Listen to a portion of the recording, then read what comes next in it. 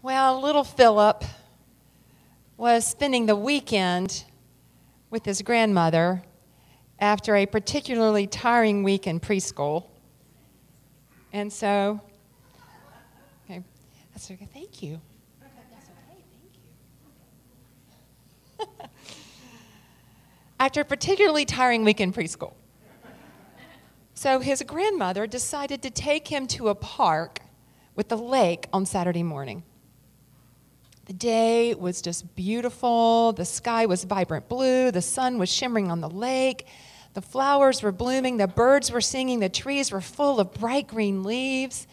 And his grandmother commented, "Doesn't it look like an artist painted this scenery? Did you know God painted this just for you?" "Yes," replied Philip. "God did it, and he did it left-handed." And this confused his grandmother, so she asked him, "What makes you say God did this with his left hand?" "Well," said Philip, "we learned at Sunday school last week that Jesus sits on God's right hand."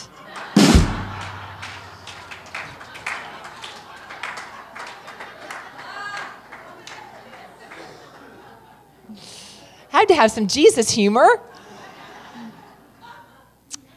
So if you've read our newsletter, you'll know that I have discerned that it's time for me to do some more lessons on the Bible, because as we talked about last week, the Bible is being used in some really interesting ways. That's my way to say interesting ways to authorize certain behaviors and practices. And so I thought, gosh, I think we need to revisit the Bible, and especially Jesus' teachings, in light of what's happening in our world. To come back home to really, Unity was founded on Jesus' teachings with some Eastern influences. And so let's go back. Let's talk about Jesus' teachings. And so join me over the next, I have 5 weeks to dive in. I'm really excited about it. And so today, I wanted to talk about the Prime Directive. Before I do that, I want to quote something from Eric Butterworth. Eric Butterworth, if you know, is one of my favorite teachers. He is a renowned Unity minister. Actually, he made his transition in the 80s. But his legacy continues. And I got to teach his book out at Unity Village, Discover the Power Within You, for about 6 years. And so I pulled on that for this message because he was really clear that Jesus' teachings have pretty much gotten lost in our world. And he said there are whole libraries of books written about Jesus. However, little space is given to the concepts he set forth and the techniques that he outlined. There seems to be a preoccupation with the religion about Jesus, but what about the teachings of Jesus?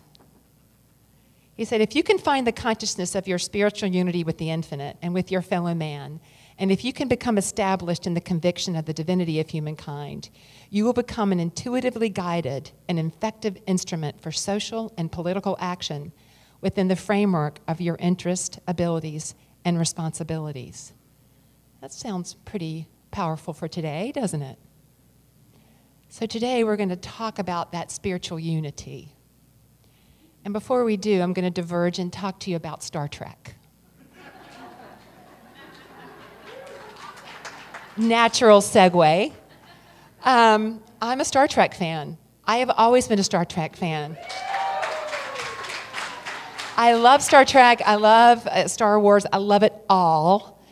And so Star Trek, in the universe of Star Trek, the Prime Directive, it was called Starfleet's General Order Number 1, is the guiding principle of the United Federation of Planets. Do you remember that?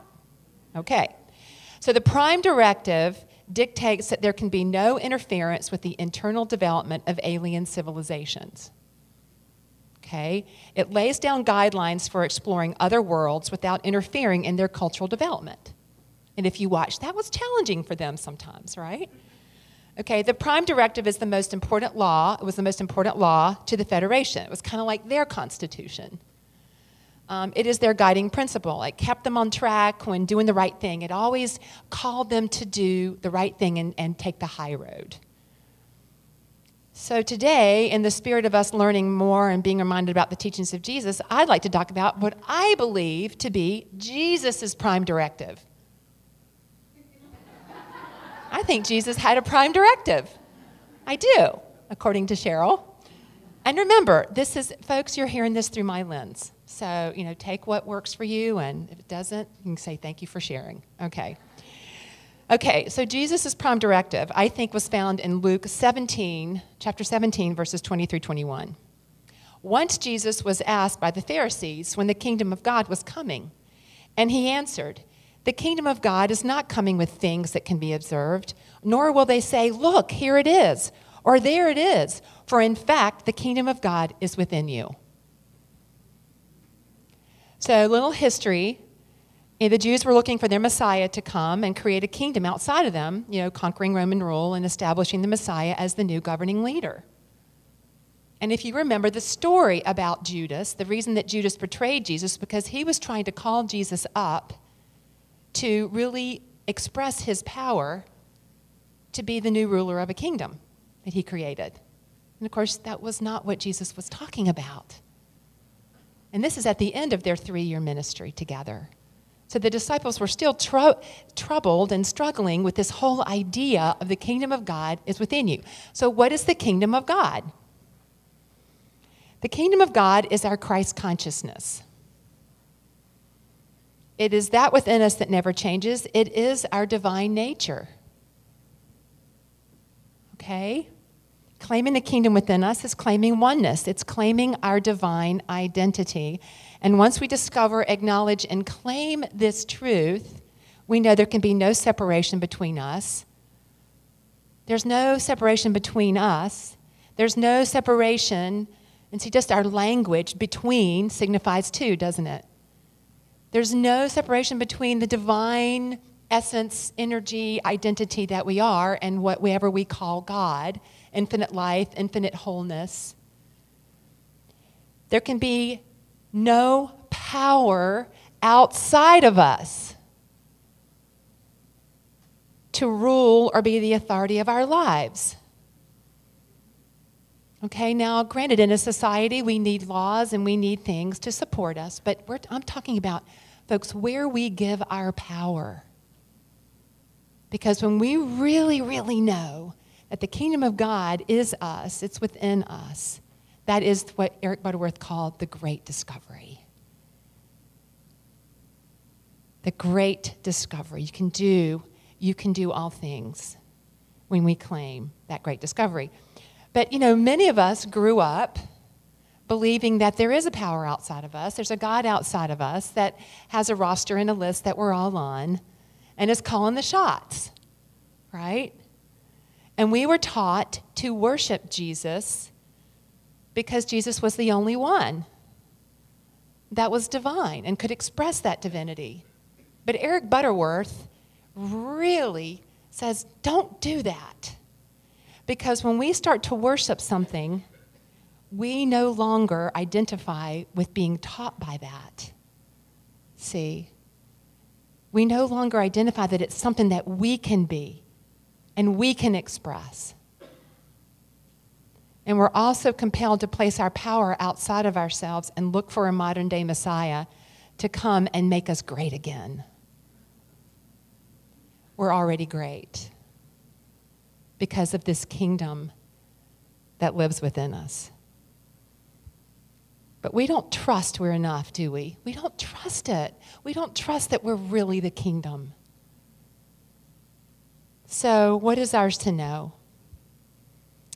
Well, there was a man, I have a story, about a man named Charles Monroe Sheldon, who was a minister in a congregational church in Topeka, Kansas, back in the late 1890s. And he developed a theme within his Sunday sermons entitled, "What Would Jesus Do?" You remember that? Remember that whole movement? Which guided his parishioners to ask questions when confronting ethical situations. And what would Jesus do? So that was one way he thought that his parishioners could know where to choose from when faced with difficult situations. And so this book is called In His Steps, What Would Jesus Do? It was published in 1896. It has sold 30 million copies. And so the story within the story is, this is a fiction book. And so the novel that he wrote begins this way, that on a Friday morning, when a man out of work appears at the front door of Minister Henry Maxwell while the minister is preparing for that Sunday's sermon, the man comes and makes a plea. I'm homeless. I'm jobless. And the minister listens, but not really. He kind of just brushes him away and closes the door. The same man, the same jobless, homeless man, appears in church at the end of Sunday sermon. He walks up to the front of the space in front of the pulpit and faces the congregation. And no one stops him. And he quietly and directly confronts the congregation by saying, I'm not complaining, I'm just stating fact. I just don't feel compassion for my situation. I'm jobless, I'm homeless. And in the book, upon finishing his address to the congregation, he collapses and he dies a few days later. And that next Sunday, the minister, Henry Maxwell, deeply moved by the events of the past week, presents a challenge to his congregation. Do not do anything without first asking, what would Jesus do? And from that point on, the rest of the novel consists of stories that focus on individual characters as their lives are transformed by this challenge. Okay, this is really heartwarming. And this is one way, this is one level of guidance for us. But I just invite you to take it a little bit deeper. Because Jesus did not set the standard for the Christ. He followed it. He claimed it. Folks, the Christ has always been. Our divinity has always been. The actions Jesus took, the teachings he taught, were all a result of him claiming the kingdom of God was within him, his divinity. So I suggest for us, what is mine to do knowing that I am the kingdom? Can we let this knowing that the kingdom of God is you be our prime directive?